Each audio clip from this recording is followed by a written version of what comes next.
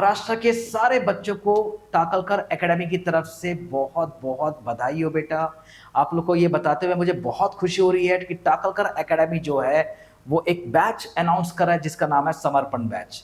तो इस बैच के बारे में बताने से पहले मैं थोड़ा सा सीईटी के बारे में बताना चाहूंगा कि सीईटी एग्जाम क्या होता है।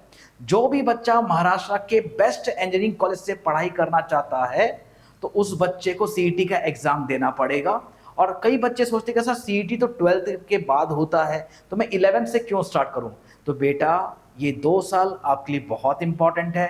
और अगर आपको मालूम है कि मुझे इंजीनियरिंग करना है, महाराष्ट्र के बेस्ट कॉलेज से अगर मुझे इंजीनियरिंग करना है तो शुरुआत जो है वो जल्दी होना चाहिए और सही टाइम पे होना चाहिए। तो 11th को इतना कैजुअल बिल्कुल मत लो। 11th का जो तैयारी है उसको भी अच्छे से करो क्योंकि उसके बहुत सारे चैप्टर्स जो होते हैं जो 12th में काम में आते हैं। तो जो बच्चा ये सोचता है कि मैं सीधा 12th में स्टार्ट करूंगा, ये सही नहीं है। तो अगर जो बच्चा चाहता है कि मुझे बेस्ट कॉलेज अगर इंजीनियरिंग करना है तो आपको सीईटी की जो तैयारी है, जैसी 10th आपका खत्म होता है आपको 11th और 12th दोनों साल ईमानदारी से तैयारी करो।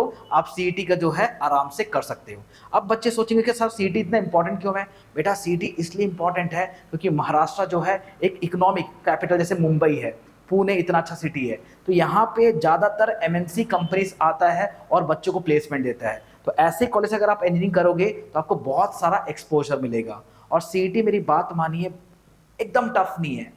अगर आप 2 साल ईमानदारी से पढ़ रहे हो और हर दिन 4 घंटे भी पढ़ रहे हो ना तो आप आराम से सीईटी क्रैक कर सकते हो।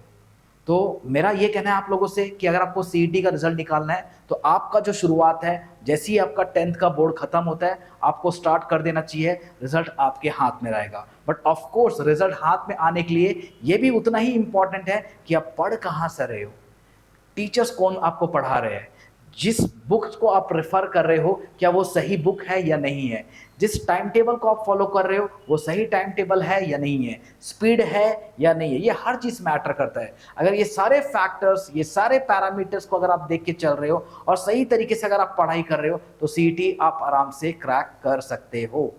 और आपको ये बताते हुए मुझे बहुत खुशी मिल रही है कि जो टाकलकर एकेडमी में जो हमारा समर्पण बैच है, जैसे कि नाम है समर्पण, मतलब यहाँ के हमारे सारे जो टीचर्स है वो बच्चों के लिए समर्पित है।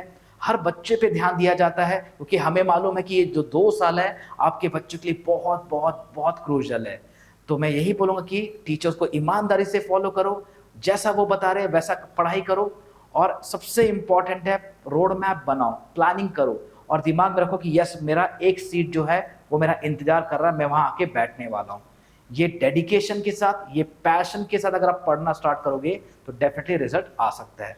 थैंक यू बेटा।